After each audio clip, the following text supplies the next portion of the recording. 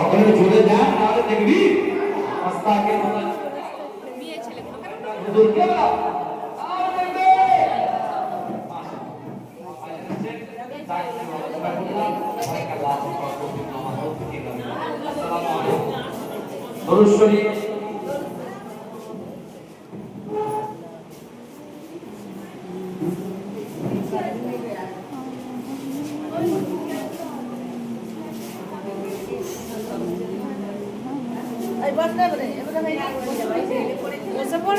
মেয়ে ছেলেরা কেন ওরা এইখানে আছে? আরে বসছি তো, উনি এখনো বুঝি না, আমরা জানি কি হয়েছে, অনেকক্ষণ বসে কেটে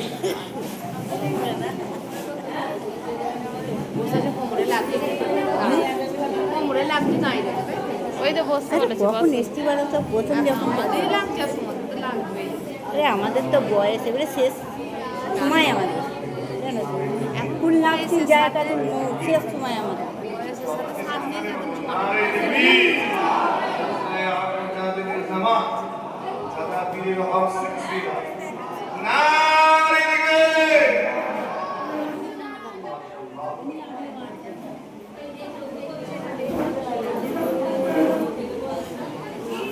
গ্রামবাসী প্রতিবেশী যারা আশেপাশে আছেন ছড়িয়ে ছিটিয়ে আছেন, সকলকে অনুরোধ করি দেরি না করে মাহফিলে এসে আপনার দাদার মেয়ে আমার পূর্বে আমার দাদার মেয়ে আমার দাদার মেয়ে ঘরে মাঝে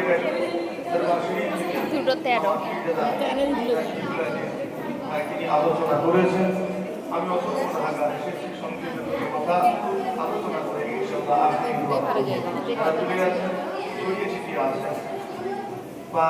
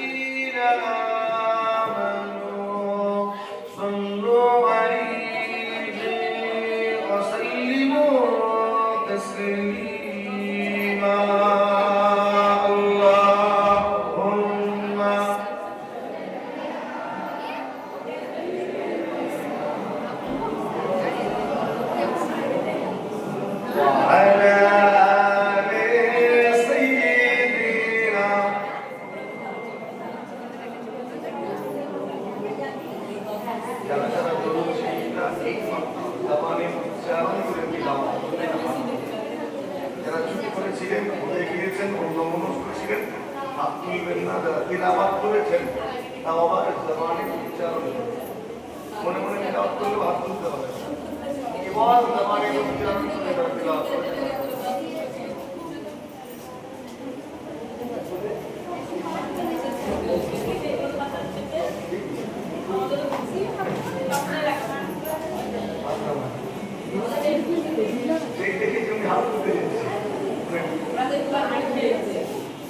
আমরা মিথ্যা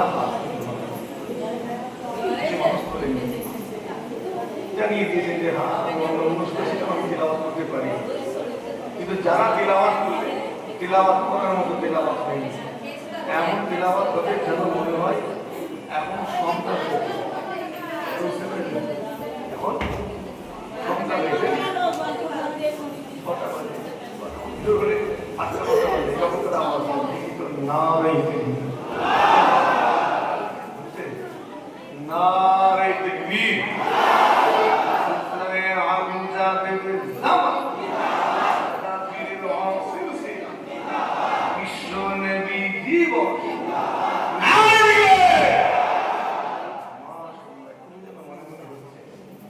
এই আওয়াজ বজায় রেখে দরুদ শরীফটা তিলাওয়াত করব। দরুদ শরীফ অনেক রকমের আছে। اللهم صل على سيدنا نبينا شفيعنا حبيبنا مولانا محمد وعلى آله وأصحابه وبارك وسلم। এটা একটা দরুদ। আর মজলিসে পাঠ করলাম, এটাও একটা দরুদ। নামাজে পাঠ করি একটা দরুদ। اللهم صل على محمد وعلى آل محمد كما صليت على إبراهيم وعلى آل إبراهيم إنك حميد مجيد। এটাও দরুদ। তো অনেক রকমের দরুদ আছে।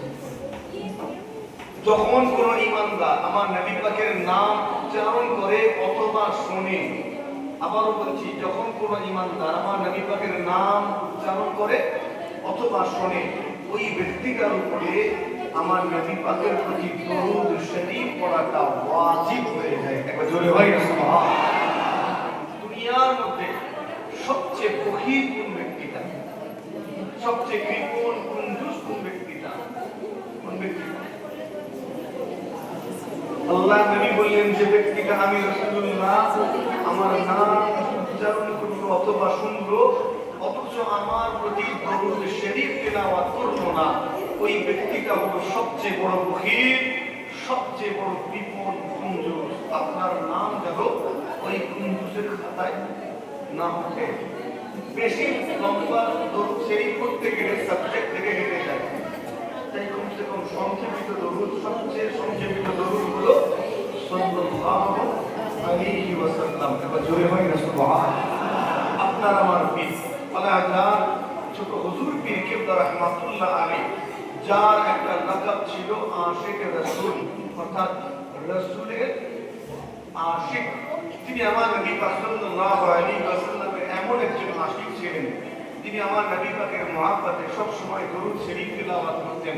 হুজুর কিবলার একটা ফেভারিট দরুদ ছিল, যেটা তেলাওয়াতে সহজ কিন্তু ওজনে খুব ভারী, খুবই সুন্দর। হুজুর কিবলা পাঠ করতেন সব সময় সাল্লাল্লাহু আলা মুহাম্মদ সাল্লাল্লাহু আলাইহি ওয়াসাল্লাম, সাল্লাল্লাহু আলা মুহাম্মদ সাল্লাল্লাহু আলাইহি ওয়াসাল্লাম। আমি আপনি সেই দরুদ শরীফ তেলাওয়াত করব আমার নবীকে ভালোবেসে, কেননা আমার নবী খুশি তো আল্লাহ খুশি, আল্লাহ তাআলা আমার উপরে খুশি তো কুল কায়নাত খুশি। মাল্লাহুল মাওলা ফালাহুল কুল, মাওলা যার কুল কায়নাত তার। জোরে বলি সুবহানাল্লাহ। আমি আবার একবার আওয়াজটা দেখে নেব দরুদ শরীফ তেলাওয়াতের আগে নারে তাকবীর। এই আওয়াজ বজায় রেখে দরুদ শরীফ তেলাওয়াত করি। আল্লাহ